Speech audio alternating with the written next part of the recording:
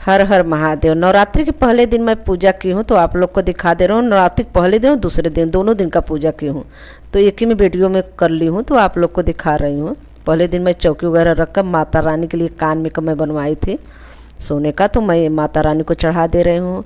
और नाक में के लिए भी मैं बनवाई हूँ तो भी माता रानी को चढ़ा दे रही हूँ। 9 दिन भोग वगैरह क्या लगेगा आप लोग को दिखाऊंगी, तो प्लीज़ मेरे चैनल बने रहे, मेरे चैनल सब्सक्राइब, वीडियो को लाइक कर दे। चलिए दिखाती हूँ मैं क्या क्या माता रानी के लिए बनवाई थी। तो ये सोने का नाक में का है नथुनी और दो बाली, और माँ को पायल, बिछिया और माला, ये सब माता रानी को मैं पहनाऊँगी। तो गाइज देखिए मीना है, ये पायल है, तो माता रानी को मैं चढ़ा दी। और मैं गाइज मैं वो नारियल चुनरी लपेट के रखी हूँ और ये जल भरकर कलसा में रखी हूँ। माता रानी के पानी पीने के लिए मैं ये जो पूजा कर रही हूँ, लोटिया रखा है सामने, तो वो उससे माता रानी को नहलाई हूँ पंचामृत वगैरह सब कुछ बनाकर। लेकिन वो कलसा जिसे जो पाती और जौ बोया जाता है, ये सब लोग हम लोग के यहाँ नहीं सहता, मेरे यहाँ नहीं सहता, तो मैं जल भर कर रखती हूँ लोटिया में। वह देखिए अच्छा लगा कर रखा है। तो स्वास्थ्य वगैरह सब कुछ बनाई हूँ, तो माता रानी के पीने के लिए भर कर रखती हूँ, हर दिन बदलती हूँ।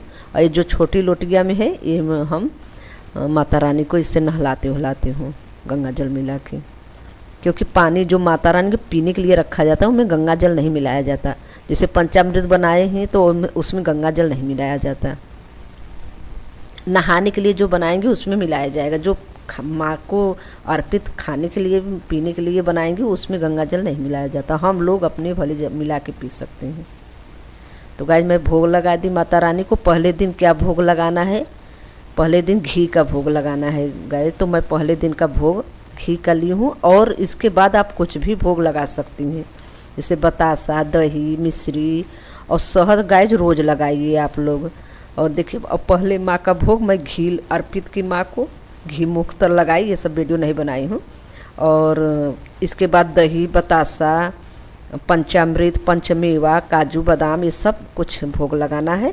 लेकिन पहले जो लिखा है बुक में सप्तशती पाठ के, वो पहले दिन आप भोग लगाने के बाद आप कुछ भी भोग माता रानी का जो भी इंतजाम किए हैं भोग लगाए। गाय जो पान में एक बीरा बनाई, जो गौरा गणेश बनाए वहाँ पे अर्पित की, और एक माता रानी के लिए। तो इसमें मैं पंचमेवा जो काट के रखे वो डाली, मिश्री डाली, शहद लगा दी पान के पत्ता पे, और उसमें सौंफ वगैरह ये सब ना कर, लाची, लौंग, आप केसर वगैरह सब कुछ डाल सकती हैं, डालकर माँ को बीरा अर्पित की।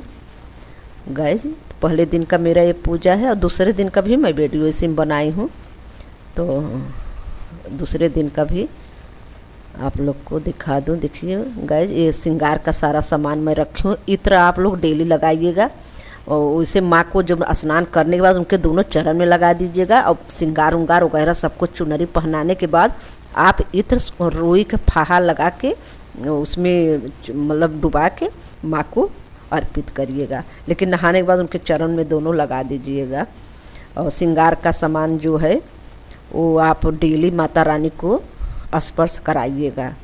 और जैसे माँ को जैसे माँ मेरे घर आई हैं, माँ को स्नान कराई, कपड़ा पहनाई, माँ का श्रृंगार की, ये सब कुछ करने के बाद, और इसके बाद जो श्रृंगार का सामान, सारा श्रृंगार का सामान पहले स्थापना को चढ़ाया जाता है। इसके बाद अष्टमी को जो चढ़ाया जाता है वो अलग से लाना पड़ता है मार्केट से, और दोबारा नवमी को चढ़ाएंगे तो नवमी को भी लाएंगे।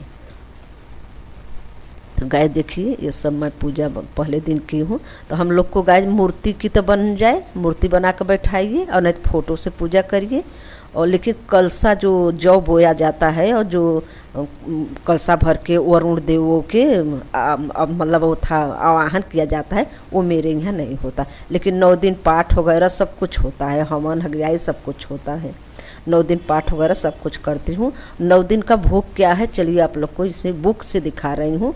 तो बुक में जो लिखा है आप लोग को दिखा दूँ।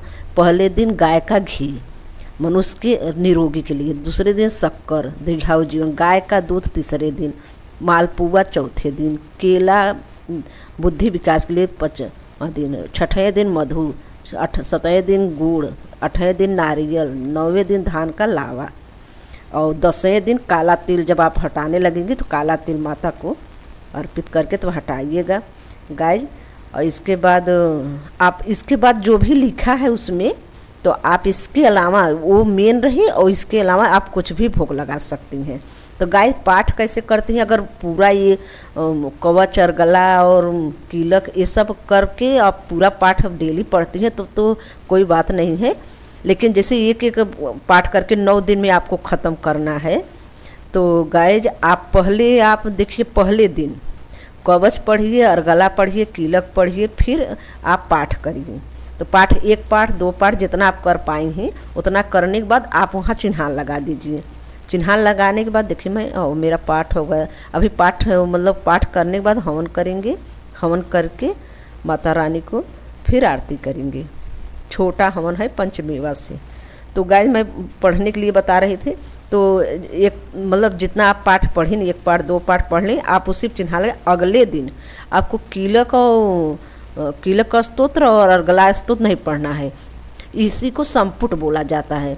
तो संपुट आप कवच पढ़ के डेली 9 दिन कवच पढ़ के फिर जितने पाठ से आपका ख़त्म हुआ था अगले दिन उसी के आगे से आप पाठ कर सकते हैं। गाइस मैं दूसरे दिन का मेरा वीडियो आ गया दूसरे दिन। और गाय जो सुबह है आप पूजा वगैरह सब कुछ कर ली हैं, तो पूजा वगैरह करने के बाद दोपहर को 12 बजे सिंघाड़ा का हलवा बना के 12:30 बजे के लगभग आप उठ जाएंगे। पहले माता रानी के हलवा बनाकर भोग लगा दीजिए, दोपहर का माता रानी का भोग। इसके देखिए मेरे स्क्रीन पर चला गया, मैं बताने में बिजी थे नहीं दिखा पाए। तो आप भोग लगा दीजिएगा इस सिंघाड़ा का। इसके बाद माँ को आराम करने दीजिए, दोपहर में आप लोग भी आराम करिए। डेली ऐसे करना है आप लोग को। ये दूसरे दिन का पूजा है मेरा, इसी में मैं वीडियो बना दी थी। तो ये दूसरे दिन का पूजा है गाय। और गाय डेली माँ को कुमकुम और हल्दी का टीका पहले लगाइए, कुमकुम गौरा गणेश वगैरह सबको लगाने के बाद इस साइड मेरे नवग्रह है, इस साइड गौरा गणेश के रखी हूँ। तो देखिए ये इस साइड ये नवग्रह है, ये गौरा गणेश हैं। तो गाय जो आपको क्या बता रही थी मैं, देखिए पान मैं अर्पित कर रही हूँ। क्या बता रही थी गाइज कि जैसे कि आप ये पान का पत्ता मैं लगा रही हूँ, दूसरे दिन का पूजा है तो मैं इसमें सब कुछ इलायची लौंग वगैरह सौंफ वगैरह सब कुछ डाली हूँ। लौंग शहद में लगा के माँ को अर्पित की अलग से। इसमें पान के बीड़ा में इलायची वगैरह सब कुछ डालकर माँ को अर्पित की है। पंखुड़िया गुलाब का 7 पंखुड़िया डाली हूँ, और ये आप भी डाल सकती हैं। 7 पंखुड़िया डालकर अपनी मनोकामना बोलते हुए माँ को अर्पित पान का पत्ता अर्पित करना होता है। जो भी मनोकामना हो माँ से मांगिए। और गाय तो हाँ गाइज मैं बता रहे थे कि आपको जब कवच पढ़कर फिर डेली अपना जहाँ से पाठ आपका ख़त्म हुआ था अगले दिन वहाँ से आगे शुरू करिए। हर दिन कवच पढ़िए। अर्गला कीलक अगर पढ़ना चाहें तो पढ़ सकती है, कोई बात नहीं है, कोई हानि नहीं है। लेकिन अगर नहीं, जैसे हम तो ऐसे पढ़ते हैं संपुट बोला जाता है, तो संपुट कवच डेली लगाती हूँ, इसके बाद पाठ करती हूँ। ऐसे 13 अध्याय मेरा 9 दिन में ख़त्म होगा। और गाय जो अगर सप्तमी को आप ख़त्म कर रही हैं सारा पाठ तो सप्तमी कर सकती हैं, लेकिन उसमें खुद ही आप पढ़ती हैं तो लिखा है कि अष्टमी नवमी के दिन पढ़ने से नवरात्रि के माता रानी कितनी खुश होती हैं। जितना बड़े बड़े यज्ञ हवन नहीं करने पर खुश होती माता, उतना ये महात्मा अष्टमी नवमी को पढ़ने से माँ खुश होती हैं। तो सप्तमी को ही क्यों ख़त्म करें। सब लोग मतलब जिसके आप जैसे करते हो वैसे करिएगा। अगर सप्तमी को ख़त्म कर रहे हैं तो करिएगा, लेकिन नवमी तक पाठ करना चाहिए। हवन भले कर रहे हैं 10 कितना समय पाठ करने में लगता ही है। सब कुछ ज़्यादा से ज़्यादा माँ का श्रृंगार वगैरह भोग में समय लगता है, पाठ तो आधा घंटा के अंदर हो जाता है। 2 पाठ 3 पाठ जितना आपको करना है। तो गाय डेली मैं पूजा करने के बाद माता को हवन करती हूँ, आरती करती हूँ। पहले भोग वगैरह लगा के देखिए दूसरे दिन का मैं पाठ करूँगी। ये कवच पढ़ने के बाद दूसरा पाठ मैं पढ़ी, आज तो ही मैं वीडियो निकलवा ली। दूसरा पाठ अगर आपको समय तो 1-2 पाठ और पढ़ ले।